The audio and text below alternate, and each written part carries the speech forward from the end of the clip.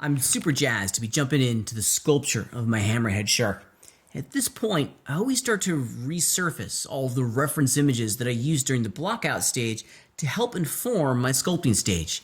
The reference image continues to be that constant thread that's woven through every single modeling stage on every single project. And I don't want to forget about it here inside of our sculpting stage. So this is the target. This is a hammerhead shark. This is a photograph. I like using photographs when I'm sculpting because it reminds me of the three-dimensionality of all these objects. The line drawings that we saw earlier, the diagrams, are great for blocking things out. But now that we're working with a true three-dimensional mesh, these have a much higher value in my own personal production pipeline, and I hope that you start to do those as well. So what I've done here is I've just brought in this reference image as a backdrop item, a reference image inside of my scene, and I'm just going to have this be in here as I sculpt. Yeah, I think this is going to be really cool. I'm super jazzed about this. And I can see that my blockout stage did an okay job of generally kind of describing the overall shark, but I'm still missing some really key details, specifically the central mass. We talked a lot earlier about in the blockout stage and finding the primary forms. We can't walk away from those primary forms just because we've remeshed it. We want to start to enhance those primary forms to march closer and closer and closer to that final finished sculpture. And I can already see that there's some things in the centralized mass that I need to change. If you look at the overall profile of my hammerhead shark, it tapers much too quickly down to the shovel head of the head itself. And I need to kind of constitute some of that mass. And we're going to do this with the sculpting tools. So Command Tab. Let me select my object here real fast, sorry. Now do Command Tab, jump into sculpt mode. I'm in my sculpting environment, by the way. And I'm gonna load up the grab brush, the G key, which is gonna allow me to very quickly start to draw out some of these shapes. Now I can see from the reference image that there's a kind of a little bit more of a ridge that runs up and down the back. And I've already have made a mistake, and I have forgotten to turn on my symmetry. One of the things that I've learned when sculpting cylindrical objects is that I don't put my cursor right here in the center. It creates kind of a weird, very quick fall off on the object. I put my cursor kind of more on the sides, which allows me to control the fall off in a couple different directions. I can pull up, but I also can pull out and change the shape that way. When I say pull out, I mean like move left or right, depending on which side of the model I'm working on. Now that's super extreme, that's more of a hump. If the middle part here of the fin is where the object's the biggest, I'm gonna work my way up from the middle part where it is maybe gonna be the biggest. And I'm gonna see if I can slowly just increase the mass.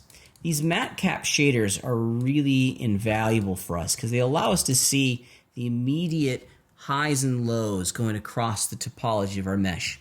As you're sculpting, choose a matte cap that helps you see your geometry. We're only ever going to be able to sculpt what we see.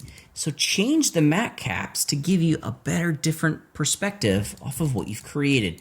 I like the gray. The gray one's pretty neat. Sometimes just changing your perspective is going to help. I can already start to see that this is definitely paying off. I like this. It's getting a little bit lumpy, so I'm going to hold down the Shift key and smooth it out just ever so slightly. You move things and then you smooth it. Now what I'm looking at here, and this is something that requires both hands active at the same time, is that I'm looking at I'm constantly orbiting around my mesh. We don't sculpt from a static view. We want to immediately see the impact of all of these changes across all three axes of our three-dimensional model. So I'm constantly changing to see the impact of this. Let's get rid of the reference image just for a moment. Bye-bye.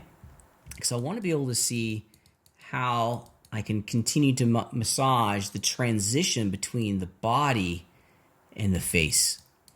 When it comes to sculpting what we see transitions very subconsciously. Nature does a great job, and I mean a great job, of softly transitioning from one planar shape into another. And I'm trying to do the same thing with my sculpting brushes. I'm getting really close here. I'm liking the way that this is turning out. Just using the grab brush here, nothing too magical. And I'm just softly trying to make a transition. Now, I'm not going to go too much further with the grab brush. I like the way that this is starting to smoothly go from the high point here in the middle. Get a little, I punched it out a little bit here. I'm going to smooth this back a little bit. Yeah, something kind of like that. Yeah, I'm pretty close. Nice smooth curve.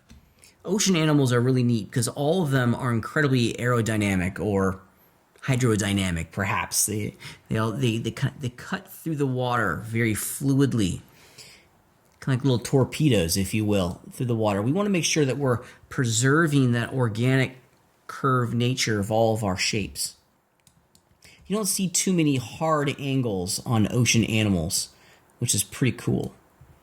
Unless maybe you're like, I don't know, a crab or something. And even then, the crabs aren't that angular. Their primary shapes are pretty smooth.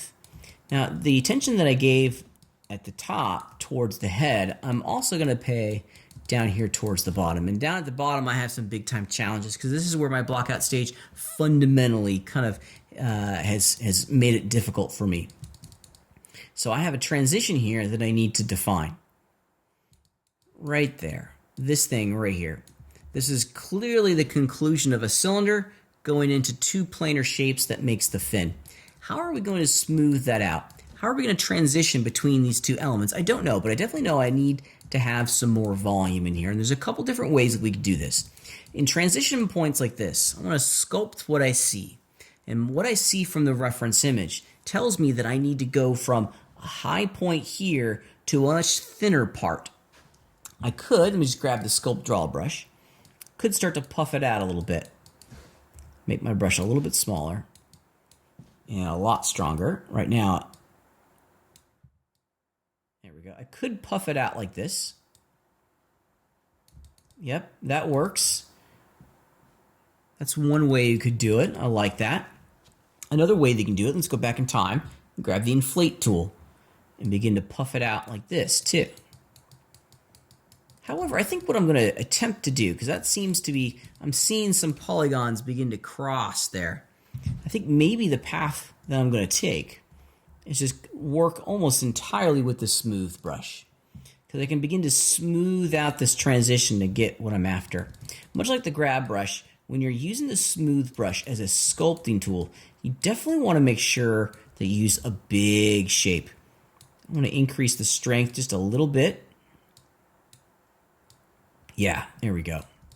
Now I don't want to smooth so much that I'm collapsing the envelope right there at the transition point. So perhaps now I need to begin inflating it to give me some volume back. Gonna kind of blow it up like a balloon. We want to make sure that the polygons don't cross on top of each other. That's going to create some challenges for us later on in the sculpting phase. The inflate brush does a great job of blowing things up like a balloon. I'll hold down the shift key and just slightly smooth this transition out. Go back to the grab brush now and start moving some polygons around. So the sculpting workflow is really one that includes a lot of different tools. It's never just one shape. It's never just one tool, excuse me.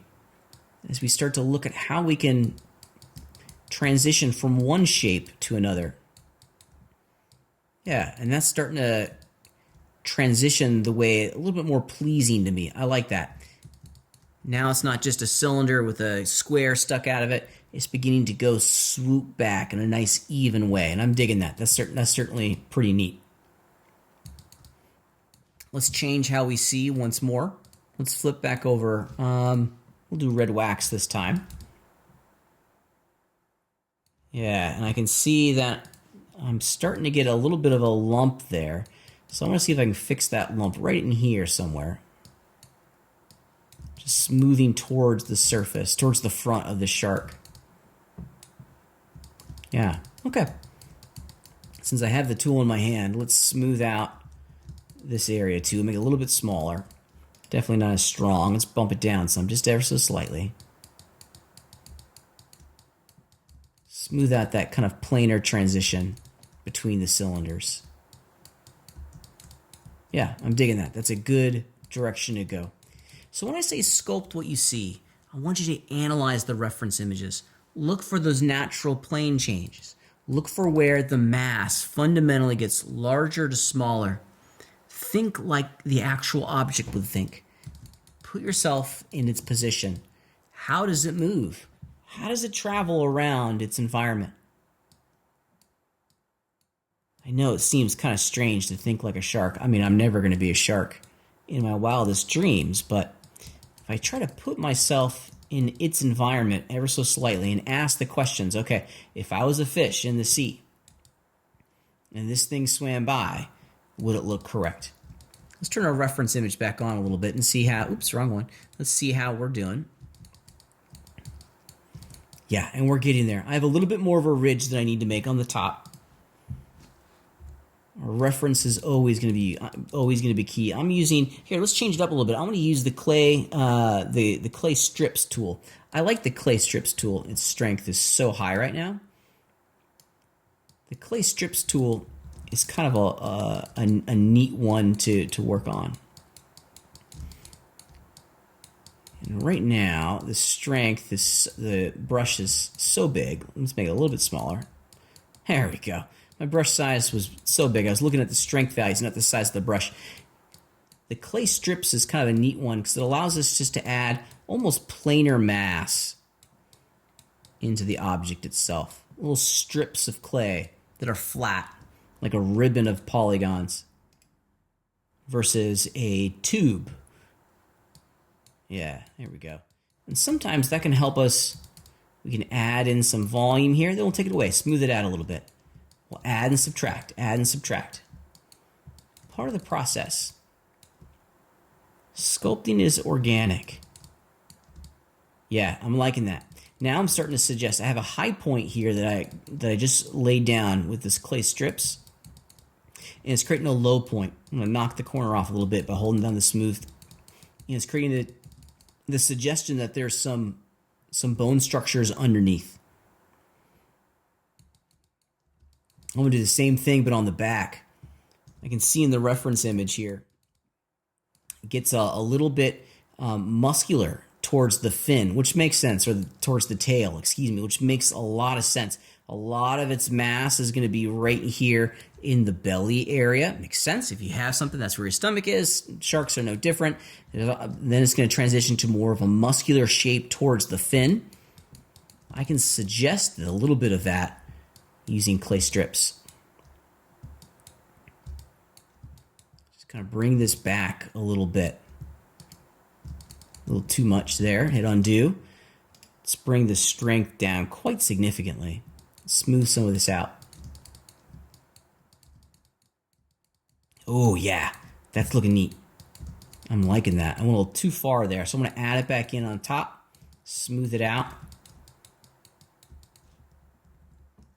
Make my brush a little bit smaller. Yeah, there we go.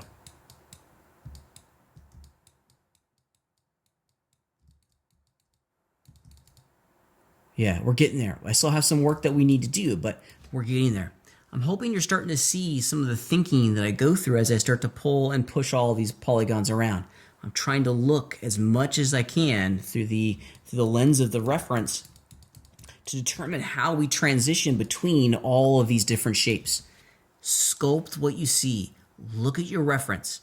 Put your reference in your 3D viewport. Put it on a different computer monitor. Print it out and tack it to your thumb board, your cork board, next to your computer monitor. I don't care how you do it. Sculpt what you see. Okay? Your reference is going to tell you exactly what you need to see and what you need to produce on the mesh itself. And if you slowly go through this organic process of discovery, the sculpture at the end is going to be really neat.